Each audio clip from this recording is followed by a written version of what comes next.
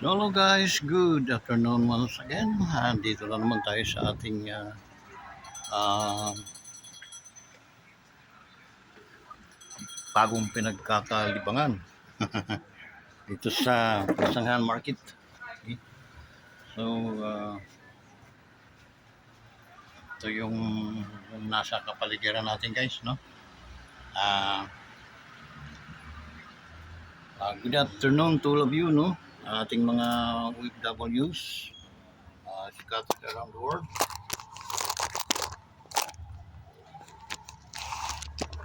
Tayo.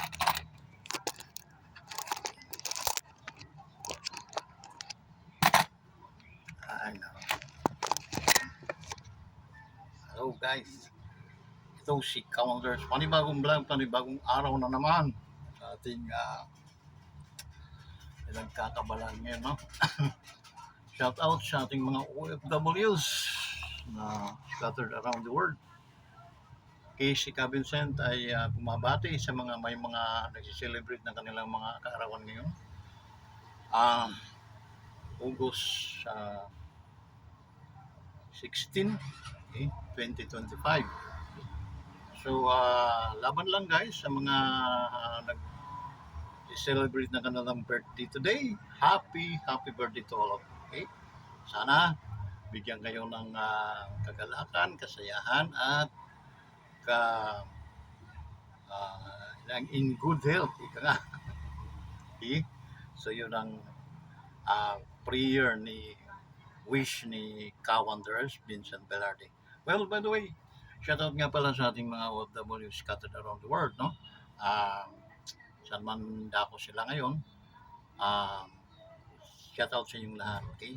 At maraming salamat sa inyong suporta, sa inyong pagtitiwala sa ating YouTube channel. Although, naka-naka ang ating paggagawa ng vlog ngayon dahil unang-una, talagang nung last day guys, nagpa-check up si Kawander sa kanyang sugar, no? So positive tayo sa diabetes. So, I know that God willing, God is always good, no? God is good every time. Since birth pa naman nang ako'y naurok ko yung baga nasalba ang aking kaluluwa, okay, ay hindi naman ako napabayaan ng Diyos. Kailanman hindi niya ako ginastigo. Yung mga chastise niya ay light lang, no? Yung talagang nag-aano lang sa, kumbaga ikaw ay ama, nag-aano lang sa mga anak na wag, ganyan, no? Nagkakamali ka. So, sinachastise niya tayo dahil mahal tayo ng Panginoon. Hingin ka nga sa John chapter 3 verse 16 that for God so loved the world that He gave His only Son, that whosoever believe on Him should not perish but have an everlasting life. That's a very nice a good tidings. Okay? The good news, no? Love is spread it the world, no?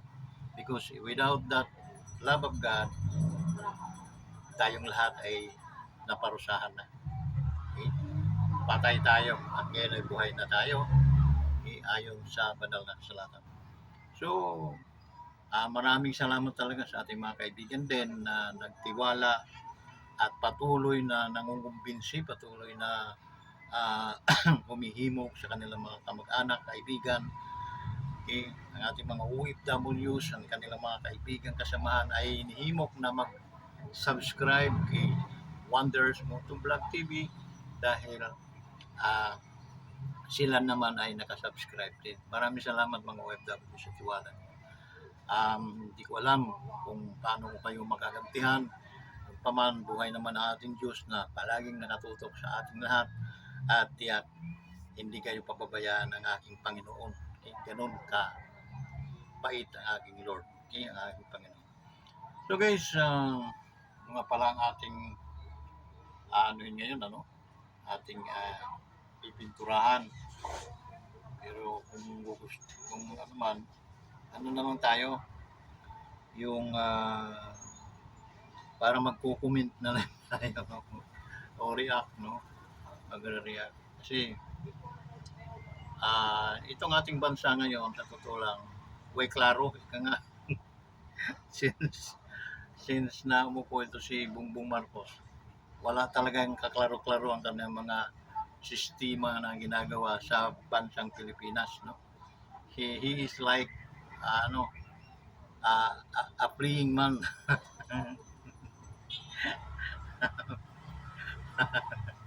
May playing machine eh. Siya playing man.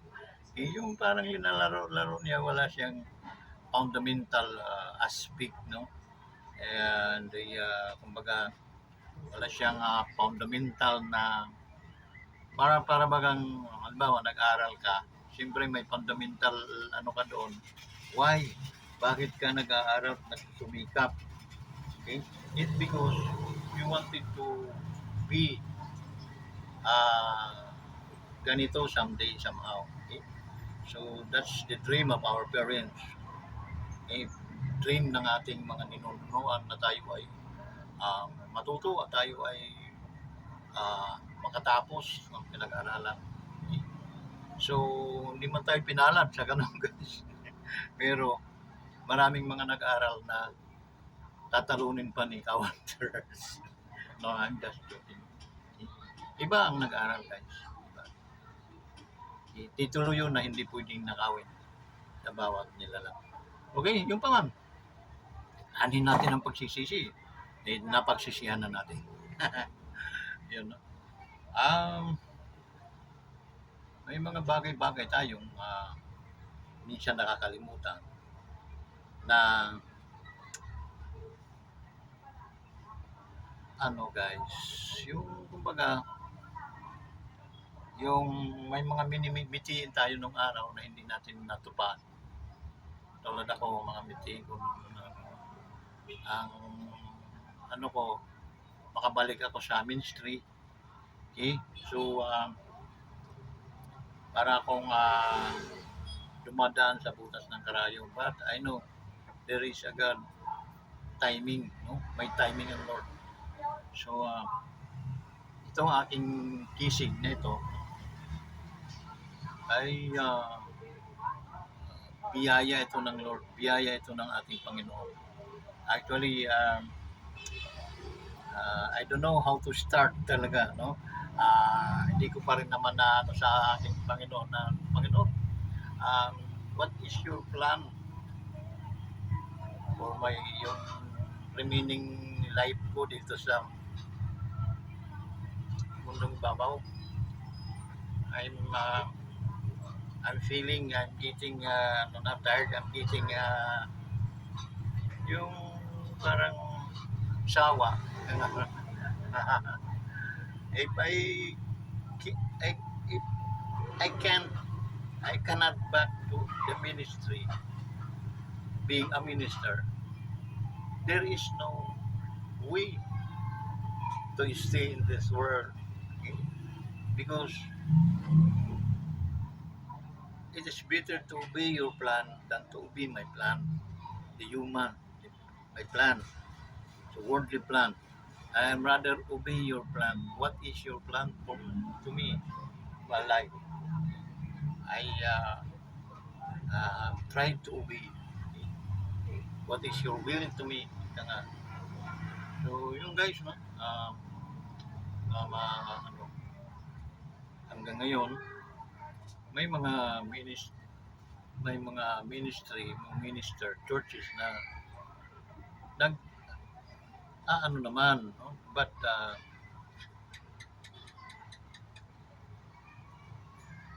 hindi ko pa ano, yung totoong will ng Panginoon. Hindi na ako uli mag-struggle pa, no? Na ako yung lalangoy, ah, lalangoy ako pasulungat ng agos, no? I'm tired so much. Okay? So antayin ko yung will ng Lord kung ano ang will niya sa akin. And I do what is He wanted a will for me. Okay? So yun guys, ganun lang kasimple. And then guys, nung last following day, nagano nga pala ako, nag inano ko ng anak ko na magpa silang mag-asawa kundi Ma'am Sige rin na magpa tawag noon yung ng dugo, ABS ba yun, para malaman kung mataas ang yung cholesterol o mataas ang yung sugar.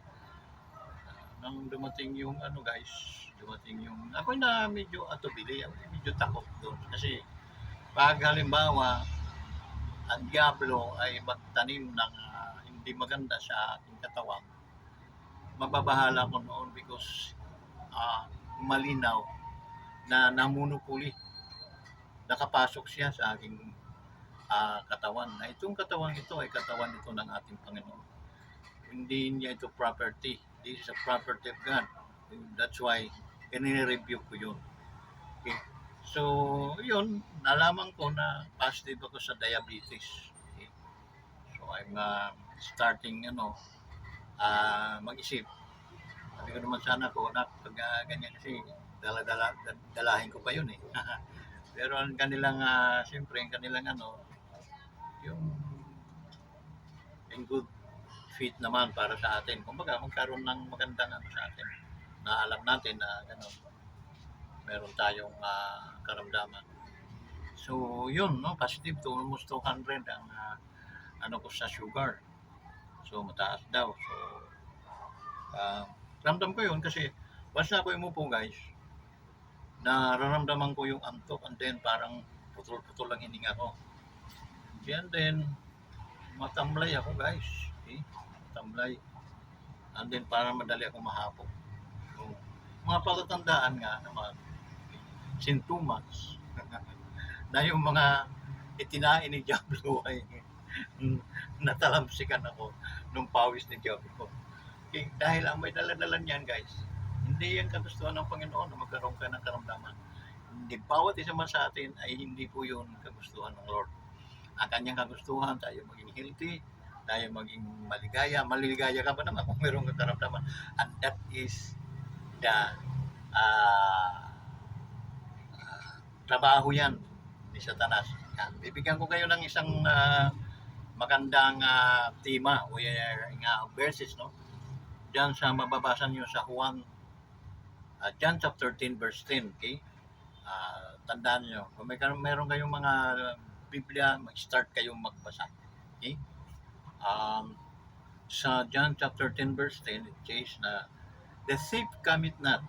Thief, ang tinutukoy noon, ang may marka noon ay si Diablo. Okay? So,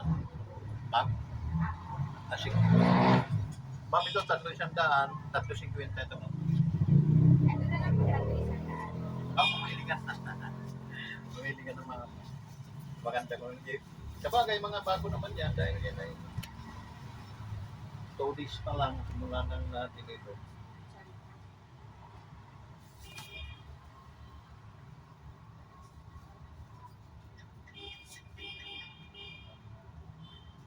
Meron man tayong makita mga pin ma'am, mabababaw lang yan. Nakakahiya po kasi.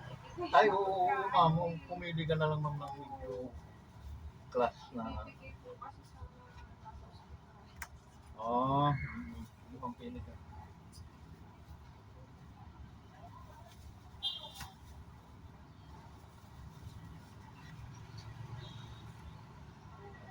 Yung ating pungkan naman ma'am, 4 ang 100 niya. Ay, Ay, di sa grapes po, magkano? Ma'am, mura lang yan. 220 lang ang kilo. Seedless yan. Ito po. Ano po ba ito? Kikilo. Oh, yes, ma'am.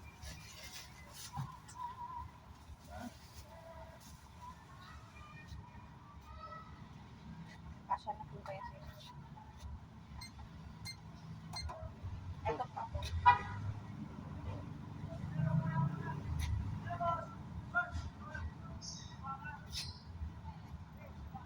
Kalahating kilo, ma'am. 120. Kilo lang. Kalahati lang, ma'am. Oo, kalahati pa lang to. Ito po.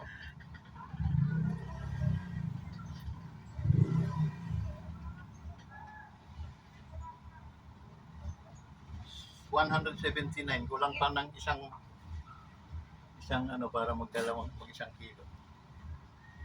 Mayroon mong maliit pa dyan, ma'am.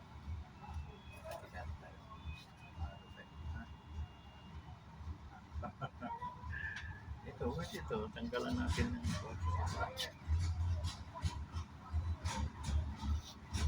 ma'am. Okay na po yan. 228. Sumubra ka lang ng 8 pesos. Magkano po yan? 100. Bali, 328, ma'am. Di ba tawad na po yun? Ay, yung 8. Sige, ma'am. Magkano? 300 na lang? Yes, ma'am. Kulang na pala yung bariya ko. Kuya, kulang na po yung bariya ko. Hindi, magkano, ma'am? Ayos lang.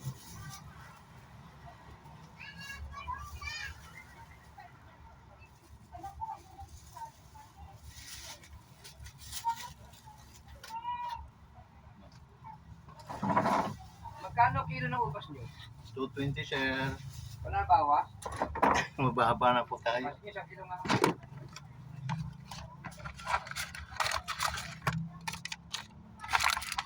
Dali, sir, ha? Yan muna natin. Dati ko, wala kang pera eh. Isang kilo ho. Ito, sir.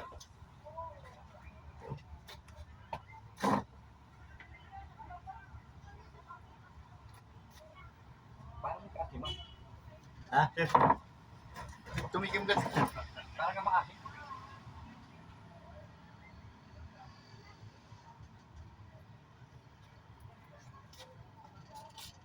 $220 oh, bigyan nyo ko 300.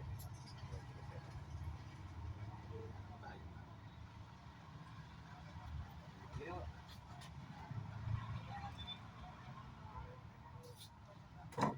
136, sir. Magkano yun? 100. Ay, 200. 236. Kasi tataka ako eh.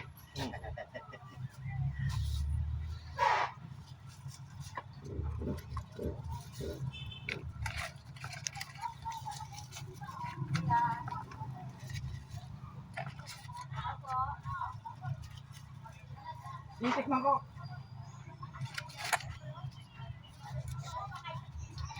Hindi naman, hindi ba ganun gumimili? Hindi ka 4 at inyo, 4. Andin, sir. Meron tayong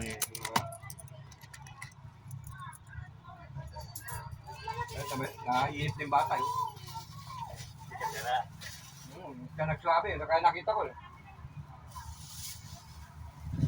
Iba-ibang ano, may maasin, meron matamis. Ah, iba ko ng tikip kararating lang kasi nito. Yan, pwede din ba ito? Hindi, sir, mga ano, sir, yung mga tanggal. Hindi ho, tama Sige, nila. sir, sige, sir.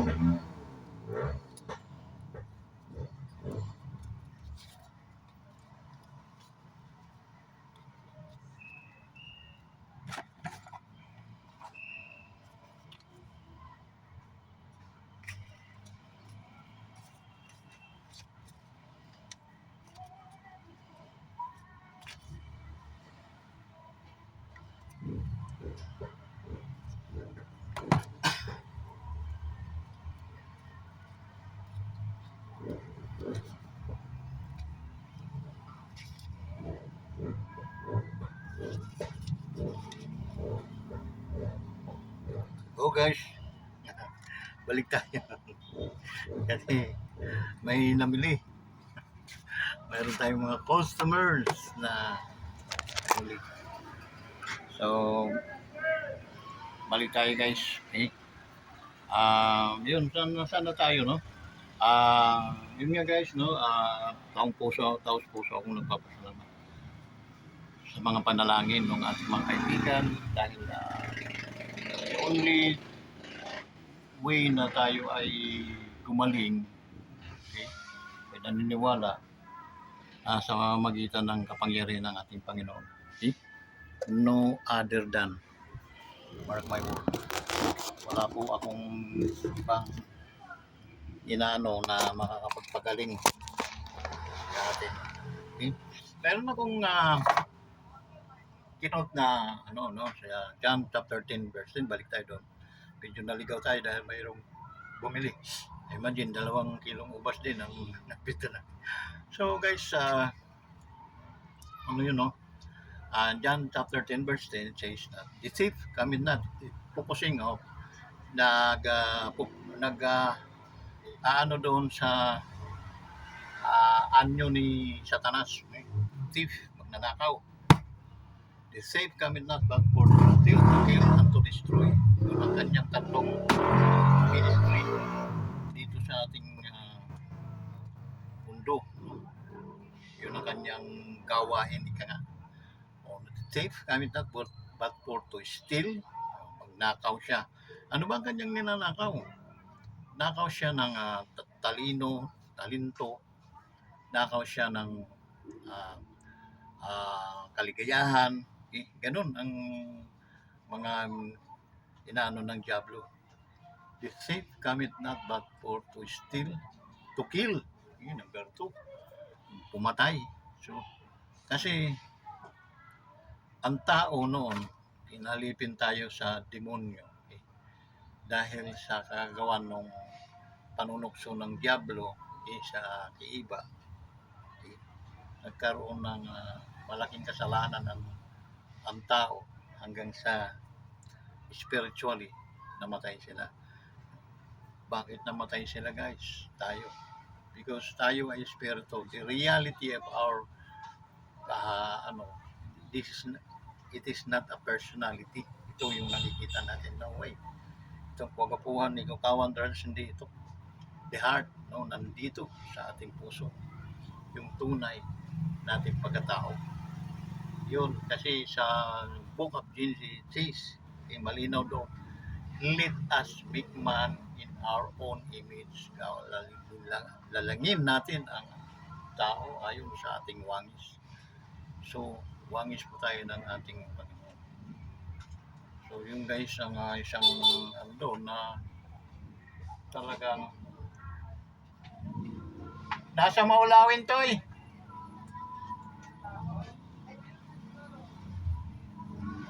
And yun nga ang isang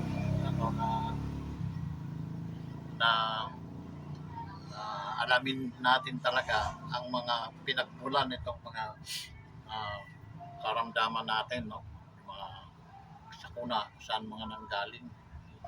Hindi po yun kagustuhan ng ating Panginoon.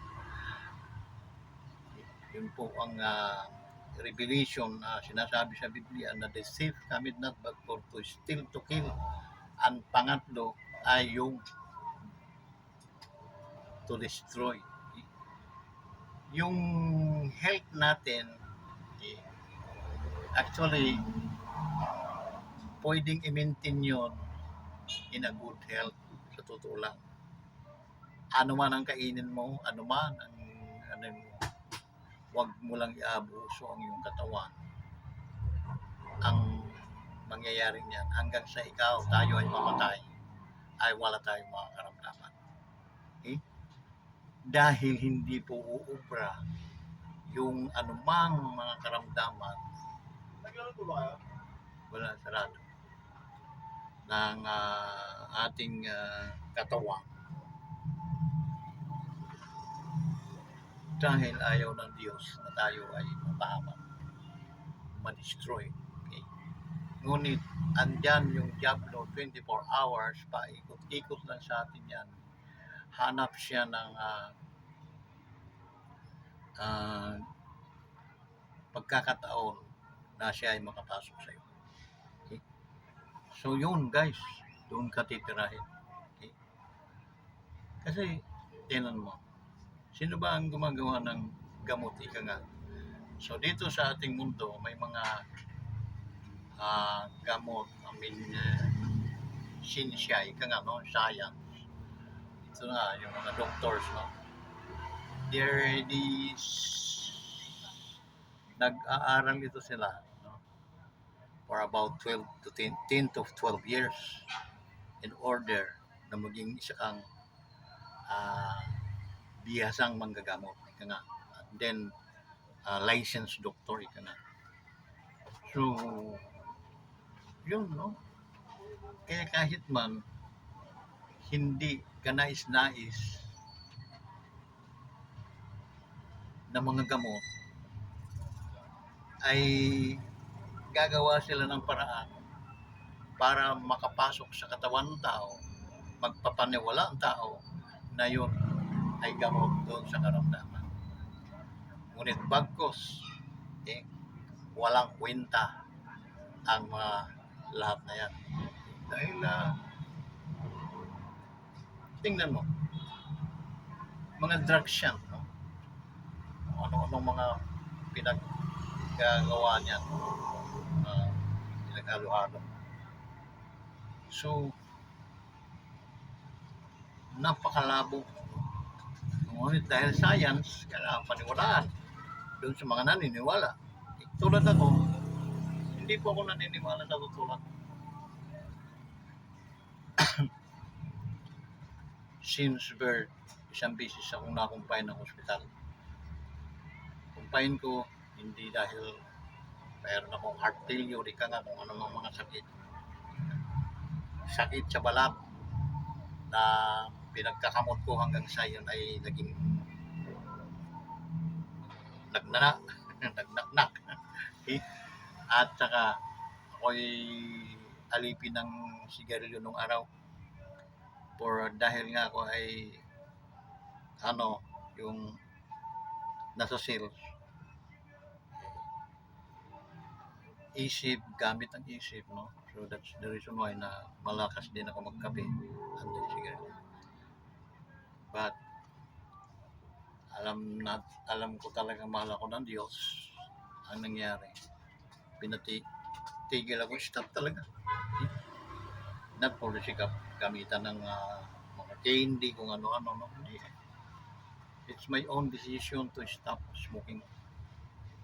Hindi yan dahil sa mga candy kung ano man, o takot ka sa asawa mo, mga takot ka mamatay. No way. Okay? Takot mamatay. Yung own decision na nanggaling sa aking espiritu ang nagsabi, tigil. May nagawa ba ako nang tumigil? Wala. Ang katawang isip ko, gustong-gusto pa rin nung may wife na naoperahan siya ng kanyang breast cancer. Survival lang aking asawa, breast cancer. And then, hindi mo pwedeng pagalaman ng Diablo. Dahil magkakamatayan tayo. Yun, yung ginawa ng na-opera yung asawa ko. And then, yung mga bulong na kung ano-ano, pinakikiramdaman ko ang hospital kung mayroong mga urgent na mga wala akong nararamdaman na napakatahimik ng hospital. Bababa ako sa 5th floor, papuntang baba para magkape, para kumalma yung nervous natin. Siyempre, may nervous tayo. Asawa ko yun eh. About 5 hours na, hindi pa na ibabalik sa kwarto. From inoperahan siya, pinasok sa operating room, OR. And then, nababa ako para magpakalma ng nervous. I want to take a coffee and then smoke. But suddenly, my conscience, no, don't do that.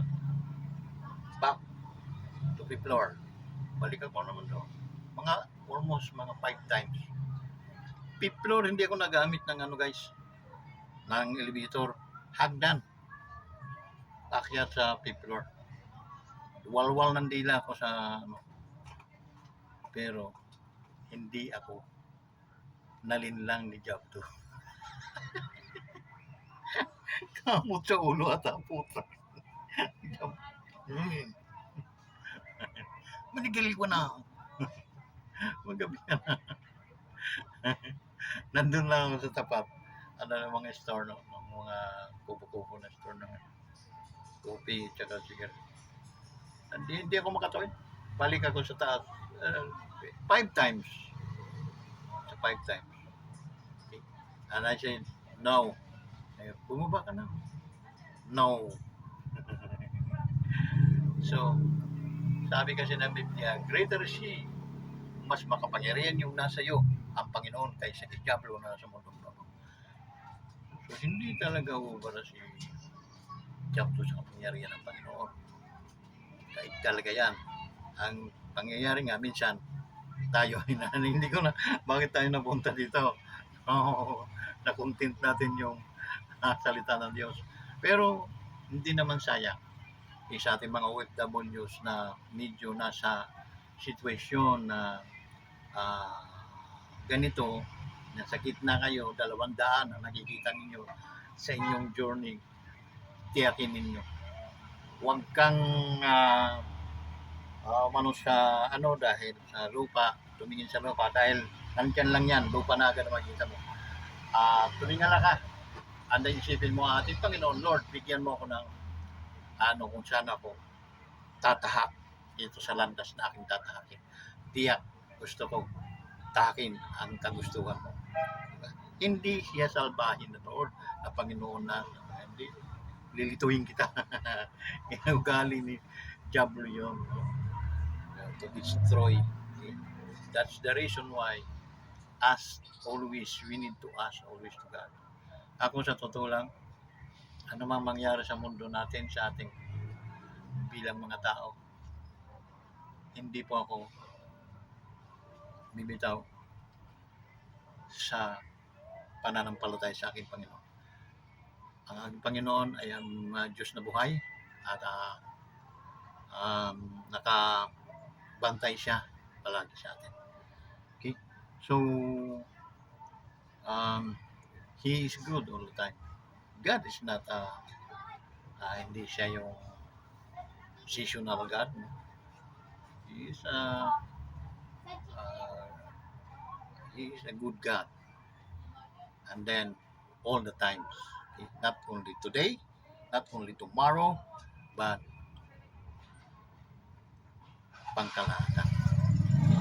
Sana naunawa ninyo ang portion. Bakit tayo napunta rito sa ating nakapunta tayo sa kasi nagbigay tayo ng teksto, yung John chapter 10 verse 10. Okay? Yun, pinaklaro ko sa inyo, yun ang trabaho ng Diablo. Sa mga OFWs na nasa kaguluhan ng kanilang kaisipan ngayon, guys, pagkakataon mo humingi ng tulong sa Diyos, huwag sa tao. Because ang tao, limitado lang ang kanyang mga kaalaman, limitado ang kanyang effort, but God ay unlimited ang kanyang pag-ibig sa iyo. Hindi siya nagsasawa na alagaan at arugain ka, proteksyonan ka, ilihis ka doon sa tama, hindi sa mali. Ganon ang iyong Diyos, ang aking Panginoon na aking ibabahagi sa inyo. Kaya manalangin kayo, huwag kayong mahihiyang manalangin. Simple lang, Ama, Panginoon, maraming salamat. Magpasalamat ka sa gabi na bago ka matulog at paggising mo sa umaga, magpasalamat din po kayo. Maraming salamat, Panginoon, na ang kagalakan, ang proteksyon, biyaya ay yung pinagkaloob sa amin sa magdamag na aming na pamamahinga, sa aming temporaryo pamamahinga. at kami gigising at sasabak na naman sa mga gawain. Salamat sa kalakasan na ipinagkaloob mo sa amin. Dakila ka o Diyos sa pangalan ni Jesus. Amen. Simple lang. Pero bago ka maka-inherit ng ganong tawag noon. Tulad ba tayo? Kung kayo magsasubscribe sa YouTube channel ni Wonders Motovlog, it means pwede kayong mag-share, manood, no? So, pag nanonotify kayo palagi. Okay? So, kasi subscriber kayo, followers kayo. Ngayon, kung followers din tayo ng Panginoon, yan itong gagawin natin. Sumabad kayo sa aking panalangin at ililid ko kayo para magkaroon kayo ng personal relationship to God. Payag ba kayo noon? Ganito lang, pikit nyo ang inyong mga mata. At sumabad kayo sa akin. Maraming salamat, O Diyos, sa iyong biyaya, sa iyong kapatawaran. Salamat, Panginoon, na ako'y iyong anak, inangkin mong bilang anak. At ikaw naman ang aking tagapagligtas. Panginoon, linisin mo ang aking mga kasalanan, pagkakamali. Simula ngayon, ako'y mananalangin sa iyo. Sa pangalan ni Jesus, ako'y sa pangalan ni Jesus, ako'y papasalamat. Amen. So, wala tayo.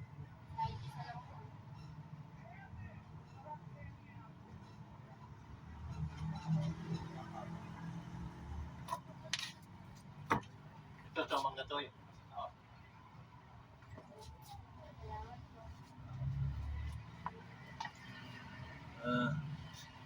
So, ganun lang kasimple guys. So, kung sumabot ka noon, simula ngayon, mayroon ka ng personal relation to God. Mayroon kang karapatan. Dahil tinanggap mo siya,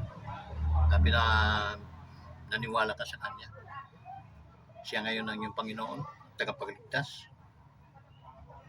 Anak ka ng anak Diyos. So, sabi, mayroon akong ikukot sa iyong verse sa 2 Corinthians chapter 5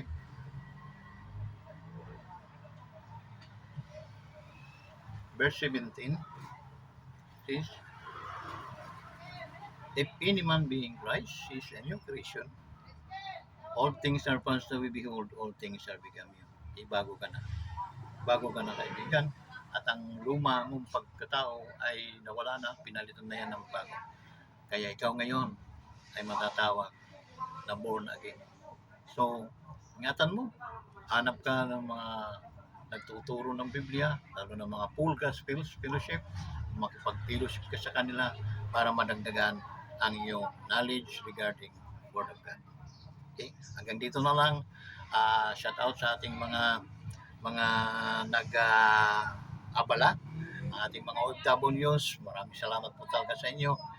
Ingat po kayo sa pangalan ni Jesus. Amen.